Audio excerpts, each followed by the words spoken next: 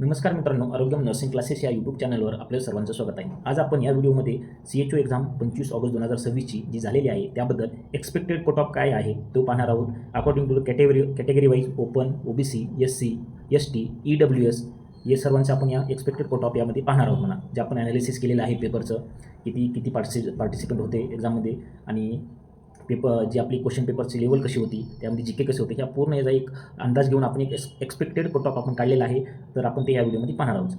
तुम्हाला तर माहितीच आहे, आरोग्यम नर्सिंग क्लासेस जे आहे आपले जे यूट्यूब चॅनल आहे त्यावर आपण जे आपले नर्सिंगच्या रिलेटेड किंवा जे मेडिकल फील्डच्या रिलेटेड जे पण जे महत्त्वाचे अपडेट असतात, ज्या वॅकन्सी असतात, तो ओव्हरऑल जे वॅकन्सी असतात त्याचं आपलं अपडेट आपण येथे टाकत असतो.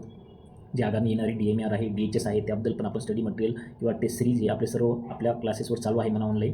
तर त्यासाठी आपल्या आरोग्यम नर्सिंग क्लासेस या यूट्यूब चॅनलला तुम्ही सबस्क्राईब करून ठेवा, जेणेकरून तुम्हाला नक्कीच त्याचा फायदा होईल. आणि जे आगामी जे आपले मित्र आहेत त्यांना पण जर आपला कंटेंट आवडत असेल तर नक्कीच हा व्हिडिओ शेअर करा आणि आपल्या ह्या व्हिडिओला लाईक करा.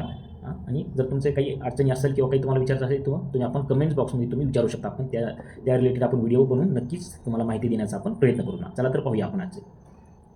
तर त्यात आता सांगितल्याप्रमाणे जी आगामी येणारी बघा, आता एक कमीत कमी वन मंथमध्ये बघा DHSची ॲडव्हर्टाईजमेंट आपल्याला दिसून येईल. त्यामध्ये पण जे नॉन नर्सिंगचे जे सिलेबस असतो तर ते खूप करणं गरजेचं आहे म्हणा. कारण DMR जी आगामी येणारी DMR आहे त्यामध्ये पण 60 MCQ असतात बघा. 60% हे जर TCSनं एक्झाम घेण्याचे चान्सेस आहेत, त्याने जर घेतली तर 60 MCQ हे नॉन टेक्निकलचे राहतात. तर त्यासाठी नॉन टेक्निकलची आपण एक बॅच लॉन्च केली आहे. यामध्ये तुम्हाला जे IMP आहे ते सर्व भेटणार आहे. यामध्ये तुम्हाला काय भेटू शकते हे पहा. प्रॉपर GKच्या नोट्स भेटणार आहे, त्याच्या आपण MCQ घेणार आहेत, त्याचे वन लाईनर हे पूर्ण भेटेल. त्यामध्ये इंग्लिशचं पूर्ण ग्रामर आहे, त्याच्या नोट्स आहेत, त्याचे वन लाईनर आहेत. त्यामध्ये तुम्हाला PYQचा सेट दिलेला आहे, प्रॅक्टिस सेट दिलेला आहे. सेम असे मॅथमॅटिक्सचे पण सेम आहे. नोट्स IMP नोट्स आहेत, त्यानंतर PYQ, त्यानंतर प्रॅक्टिस सेट आणि यूट्यूब व्हिडिओ यामध्ये आहेत. रिजनिंगचं पण सेम आहे आणि मराठीचं पण सेम आहे. असे जे 5 टॉपिक आहेत बघा, आपले 5 सब्जेक्ट जे आहेत ते आपण परिपूर्ण करून घेणार आहोत यामध्ये. आणि याची जी प्राईस आहे एक मिनिमम ठेवलेली आहे 999 आहे. जे प्राईस पण आपण एक 50% ऑफ सध्या दिलेला आहे, रक्षाबंधन आहे त्याबद्दल. तर आता सध्या तुम्ही जर ही बॅच परचेस केली तर 499 ओन्ली 499ला भेटणार आहे. तुमचं परिपूर्ण DMR, DHS आणि जे नर्सिंगमध्ये जे नॉन टेक्निकल सब्जेक्ट असतात ते तुम्ही हे केल्यानंतर 100% तुम्हाला याचा फायदा होईल म्हणा. ज्याला परचेस करते त्याने आपले जे आरोग्य नर्सिंग क्लासेसचा जे कॉन्टॅक्ट नंबर आहे त्याला तुम्ही कॉन्टॅक्ट करून तुम्ही या बॅचबद्दल अधिक माहिती तुम्ही घेऊ शकता म्हणा. चला तर आजचं जे आपण महत्त्वाचा व्हिडिओ आपण जे पाहणार आहोत त्यामध्ये कंटेंट ते आपण पाहणार आहोत. चला तर पाहूया. बघा, जी आपली CHOची एक्झाम 2026ची झालेली आहे बघा. तर 2026ची जी CHOची एक्झाम झाली त्यामध्ये आपण जर एक हे रोडमॅप पाहिला तर ह्या टोटल फॉर्म किती आले होते, त्यात प्रेझेंट किती आहे. तर आपण टोटल फॉर्म जर पाहिले तर एक माझ्या माहितीस तो एक 22,000 लोकांनी हे फॉर्म फिलअप केलेले होते बघा या एक्झामसाठी. आणि आपल्याला सीट किती आहेत, तर सीट आहेत बघा 1900 आहेत, ओनली 19 सीट वॅकंट आहेत बघा. आणि ह्या 1900 सीटसाठी 22,000 लोकांनी फॉर्म भरले होते. त्यात प्रेझेंट किती होते, एक 20,000 ते 19,000 लोक आणि ही एक्झाम दिलेली आहे बघा. खूप कमी ॲब्सेंट लोक खूप कमी आहेत. तर मॅक्झिमम लोकांनी एक्झाम दिली आहे. कारण या 1-2 वर्षामध्ये किंवा मागील 2-3 वर्षामध्ये एक्झाम झालेली नाही आहे. ही 2023ला झालेली होती बघा. 2023 नंतर डायरेक्ट 2026ला होत आहे. म्हणजे 3 ते 4 वर्षानंतर ही एक्झाम होत आहे. त्यामुळे परिपूर्ण सर्वांनी याचा फायदा घेतलेला आहे आणि एक्झाम दिलेली आहे. आता यामध्ये बघा, यामध्ये आणि काय 2 प्रकारचे होते बघा. एक नर्सिंगचे स्टुडंट होते म्हणा आणि दुसरे होते ऑदर, म्हणजे BMS असतील किंवा ऑदर BHMS त्यांचे होते बघा. तर यामध्ये जर आपण विचार केला तर नर्सिंगचे जे स्टुडंट होते त्यांचा सिलेबस वगैरे सेम होता किंवा त्या सिलेबसमधलंच बऱ्यापैकी जे CHO सिलेबस होता आणि यांचे जे 4 वर्षाचा सिलेबस राहते यामध्ये मॅचिंग असते बघा. तर त्यासाठी जे नर्सिंगचे जे पण CHO ॲस्पिरंट होते तर त्यांना पेपर बऱ्यापैकी थोडा इझी गेलेला आहे. आणि जे अदर फील्डचे होते त्यांना बघा ठीकठाक गेलेलं आहे. पण या कम्पेअर टू द, कारण अकॉर्डिंग टू द मी एक 500 मुलांचे मॅसेज वगैरे आलेले आहेत मला, कारण की मी त्याचा पूर्ण अंदाज घेऊन मी तुम्हाला सांगत आहे म्हणा. तर यानंतर आपण ह्याचा टोटल विचार केला तर आपल्याला एक डिफरन्स दिसून येते की 20,000 जरी एक्झाम दिली असेल तरी जास्त जणांना जास्त जणांचा अभ्यास झालेला नव्हता म्हणा. तर त्यानुसार आपण कट ऑफ पाहत आहोत. नेक्स्ट जर आपण पाहिलं तर बघा, हे आपण पाहिले किती होते. आता एक्झाम शिफ्ट कशा होत्या हे पण महत्त्वाचं आहे म्हणा. एक्झॅक्ट जी 25 तारखेला एक्झाम झाली बघा, ह्यामध्ये 2 शिफ्टमध्ये एक्झाम झाली. त्यामध्ये आपल्याकडे एक 100 MCQ आले होते बघा. 100 MCQ आले होते, 100 मार्काला आले होते. यामध्ये पण 100 MCQमध्ये काय होते तर आपण सिलेबस तर पाहिलात बघा. नर्सिंगचे किती आपल्या 60 MCQ होते, NHM प्रोग्रामचे किती 20 MCQ होते आणि GKचे 20 MCQ होते. आता आपण जर हे पाहिलं तर नर्सिंगचे जे 60 MCQ होते तर ॲव्हरेज जर आपण पाहिलं तर म्हणजे एक काही जर सोडले एक 50 मार्क वगैरे तर एक ॲव्हरेज मला सांग 40 ते 45 यामध्ये आले आहेत बघा सर्वांना मार्क. 40-45 त्यावर मार्क नाहीत म्हणा. 35 ते 45 यामध्येच मार्क आहेत. पुन्हा NHM प्रोग्राम 20 होते तर त्यापैकी बऱ्यापैकी एक 9, 10, 11 हे म्हणजे 10 ते 11मध्ये मार्क सर्वांना आलेले आहेत. आणि GK म्हटलं तर GK तर थोडं सर्वांसाठी हार्ड गेलेला आहे, कारण आपले आपण नॉन टेक्निकलचा जास्त आपण अभ्यास करत नाही आहे, त्यामुळे हार्ड जाते. नाही तर जी केचे क्वेश्चन खूप इझी होते, ज्यानं जी केचे क्वेश्चन वगैरे किंवा थोडंफार त्याची बॅचेस वगैरे परचेस केल्या होत्या, तर आपल्या जे बॅचेस ज्यांनी घेतलेली होती त्यांना नक्कीच फायदा झाला आहे बघा. असे स्टुडंटनं रिव्ह्यू त्यांचे आलेले आहेत. तर त्यासाठी जर आपण जी केचं जर पाहिलं तर यामध्ये एक 8 ते 9 मार्क खूप झाले. 8 ते 9 मार्क ज्याला पडले त्याचे खूप चांगला स्कोर आहे असं. तर ओव्हरऑल याचा जर आपण बेरीज केली बघा तर एक 60 ते 62 यापर्यंत जाते बघा. तर त्यानुसार आपण कुठं पाहणार आता शिफ्ट 1मध्ये शिफ्ट 1 आणि शिफ्ट 2. शिफ्ट 1चा थोडा इझी पेपर होता असं म्हणत आहे, तर म्हणजे आता अकॉर्डिंग टू स्टुडंट सांगत आहे बघा मी. आणि शिफ्ट 2चा थोडा हार्ड होता असं म्हणत आहे.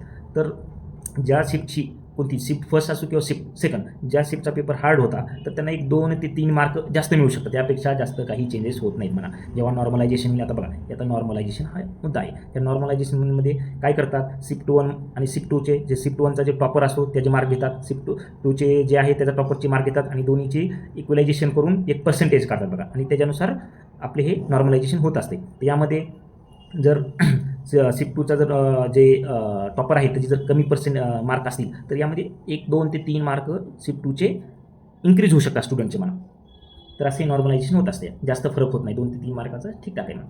तर त्यानंतर आपण आता पाहिलं बघा एक्झाम शिफ्ट पाहिला, फर्स्ट शिफ्ट सेकंडमध्ये काय झालं, सिलेबस पाहिला, त्याच्यानुसार किती येऊ शकतात बघा. कारण आपण किती जरी म्हटलं आपल्याला सोपा गेला आहे तरी सिली मिस्टेक खूप साऱ्या स्टुडंटच्या होतात. जेव्हा आपल्याला आता ओरिजिनल आपली आन्सर की येईल एक 4-5 दिवसात एक्सपेक्टेड आहे, तेव्हा आपल्याला कळेल की यार हे खूप सिली मिस्टेक झाली. त्यामुळं आपल्या नर्सिंगमध्ये 40 ते 45 मार्क खूप आहे, ते आपल्याला आता वाटत आहे, पण जेव्हा आन्सर की येईल तेव्हा तुम्हाला समजेल मला.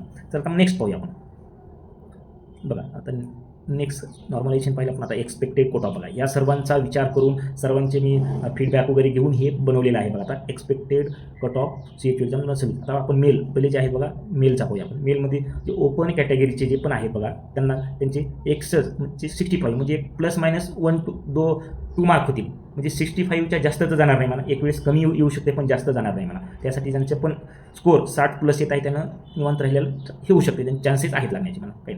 नंबर 2ला आपण OBC पाहिलं. OBCचा पण सेम 1-2 मार्क इकडे तिकडे 62, 63 या रेंजमध्ये जर तुम्हाला मार्क असतील तर चान्सेस आहे, तुम्ही डॉक्युमेंट वगैरे रेडी करू शकता. त्यानंतर SC कास्टचे पण आजकाल खूप फॉर्म येईल, तर खूप स्टुडंट अभ्यास करता येईल, तर त्यांचा पण कट ऑफ एक 58 ते 60 या रेंजमध्ये राहू शकतो. तर कमी होईल 2 मार्कांत पण जास्त होणार नाही म्हणा. त्यानंतर EWS हे सर्वांचं मत आहे बघा. EWSचे जे आधी बघा 2021, 22, 23ला EWSचा कट ऑफ खूप कमी येत होता. खूप म्हणजे तेव्हा EWSचे जे सर्टिफिकेट होते खूप जणांकडे नव्हते म्हणा, त्यामुळे खूप कमी होता. तरी पण आता ह्यावेळेस पण EWSचा कट ऑफ एक जर 50 ते 55च्या आसपास जर मार्क तुमचे बनत असतील तर 100% कट ऑफ तुमचा एक लागण्याचे चान्सेस आहेत म्हणा. एक +- 2 होतील, त्यामध्ये जास्त फरक पडणार नाही. त्यानंतर ST कास्ट जे आहेत त्यांचा पण एक 55+ 57 ते 60मध्ये कट ऑफ लागू शकते, जास्त फरक पडणार नाही. पुन्हा ESBC यांचा पण कट ऑफ एक 50 ते 52 या दरम्यानमध्येच लागेल म्हणा, त्यामध्ये जास्त फरक पडणार नाही. तर ओव्हरऑल जर आपण पाहिलं तर एक 60+ जे पण मार्क बनत आहेत त्यांचे 100% चान्सेस आहेत सिलेक्शन होण्याचे. तुम्ही डॉक्युमेंट व्हेरिफिकेशन किंवा डॉक्युमेंट जे लागतात व्हेरिफिकेशनसाठी त्याचे काढून ठेवणं खूप गरजेचं आहे म्हणा. तर हे आपण मेलचा कट ऑफ एक एक्सपेक्टेड पाहिला म्हणा, यामध्ये एक +2 किंवा -2 ते 3 एवढा फरक पडू शकतो, जास्त फरक पडणार नाही. आता यामध्येच खूप जणांचे क्वेश्चन मेसेज आले बघा, की ते म्हणत आहेत बघा की सर 2023ला कट ऑफ हा खूप हाय गेला होता, की 94, 95चं पण सिलेक्शन झालं नाही, असे 2-3 आपल्याला मला खूप सारे मेसेज आले. पण 2023ची एक्झामचं कसं होते, 50 MCQ होते बघा सर फक्त, आणि एक MCQ हा 2 मार्कला होता, म्हणजे 100 मार्क झाले, ठीक आहे. पण यांची जी एक्झाम अटेंड करण्याची होती ती प्रत्येक विभागानुसार होती बघा. नागपूर विभाग झालं, अकोला विभाग झालं, किंवा जे मराठवाडा विभाग आहे लातूर विभाग ते झालं, त्याच्यानुसार होतं. त्यामुळे ते कट ऑफ थोडा हाय गेलेला होता. आणि दुसरी गोष्ट काय, जे 50 MCQ होते बघा, यामध्ये फक्त नर्सिंगचेच MCQ होते पूर्ण. त्यामध्ये तुम्हाला GK काहीसुद्धा विचारलेलं नव्हतं, GKचा एकसुद्धा क्वेश्चन नव्हता. त्यामुळे हा कट ऑफ थोडा हाय गेला 2023च्या CHU एक्झामचा. त्या एक्झाममध्ये आणि ह्या एक्झाममध्ये खूप फरक आहे बघा. त्यामुळे तुम्ही त्याचा विचार करू नका, जे आताचे आहे त्याच्यानुसार आपण काढलेला आहे. चला तर नेक्स्ट पाहूया आपण बघा. आता नेक्स्टमध्ये आपण आता मेलचा पाहिला, आता फिमेलचा पाहू बघा. जे आपलं हे आहेत बघा, जसे CHU exam 2000 cut off female यांचं काय लागू शकते. तर ओपन कॅटेगरीचा सेम 60+, ज्यांचे पण मार्क बनत आहे 63, 65च्या वर तर जाणारच नाही 100%. तर यापर्यंत +- 2 पर्यंत आहे तर तुमचा कट ऑफ लागू शकते. पुन्हा OBC सेम 60 to 63 यापर्यंत तुमचा लागू शकते. नंतर SC कास्ट जे आहे बघा, त्याचा पण 58 to 61 +- 2 यामध्ये लागू शकते. त्यानंतर EWSचा मुलींचा थोडा कमी लागेल बघा, कट ऑफ एक 50च्या आसपास जर तुमचे मार्क बनत असेल तर 100% लागण्याचे चान्सेस आहे. नंतर ST कास्ट सेम 55+, म्हणजे 56, 57 यामध्ये जर असेल तर तुम्हाला 100% चान्सेस आहेत. त्यानंतर SCBC 50+ यांचं तर तुला कमी कट ऑफ लागते बा. असा आपण या फिमेलचा पण पाहिलेला आहे. गर्ल्स लोकांचा किती लागू शकतो कट ऑफ एक्सपेक्टेड. तर त्यासाठी आपण जे हे सर्व म्हणजे सर्वांचे खूप लोकांचे फीडबॅक घेऊनच आपण हा कट ऑफ बनवलेला आहे. तरी आपण आता नॉर्मलायझेशन होईल, त्यामध्ये थोडीफार चेंजेस होतील म्हणा, किंवा नाही एक 5 ते 6 दिवसामध्ये आपल्या क्लिअर तुमचे जेव्हा मार्कशीट येईल बघा, मार्कशीट आल्यानंतर ह्या कट ऑफचं आपण थोडं क्लिअरिटेशन वाढेल म्हणा. आपण एक्झॅक्ट सांगू शकतो की किती लागेल काय लागेल ते, पण एक 65+ 100% जाणार नाही म्हणा, याच्या खाली जाईल एवढं आपण सांगू शकतो. तर असंच आपल्या कमेंटमध्ये तुम्ही सांगा तुमचं किती मार्क येत आहेत, तुम्हाला सांगा कोणत्या कंटेंटवर आपल्या व्हिडिओ बनवायचे. तुम्हाला कोणती अडचण असेल तर तुम्ही आपल्या आरोग्यम नर्सिंग क्लासेसच्या ऑफिशियल नंबरवर तुम्ही कॉन्टॅक्ट करू शकता. तुम्हाला नक्कीच आमच्याकडून होईल तेवढी माहिती आम्ही देऊ म्हणा. चला तर भेटूया नेक्स्ट व्हिडिओमध्ये. थँक्यू.